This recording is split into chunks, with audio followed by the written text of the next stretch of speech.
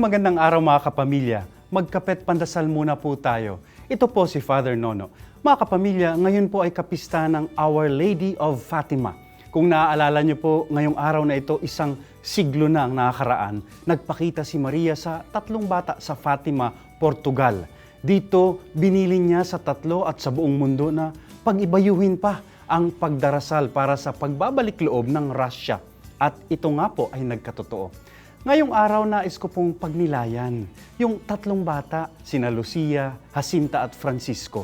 Magpipinsan po ang 3 at higit sa lahat sila ay magkakaibigan. Sama-sama sila at tulong-tulong sa pagpapastol na araw-araw nilang gawain. At noong nagpakita na nga si Maria at sila'y una munang inusig, pinahirapan ng mga kababayan nila na ayaw maniwala sa kanilang sinasabi, sama-sama pa rin sa hirap at sakit ang 3 magkakaibigan. BFF sila kumbaga hanggang sa katapusan.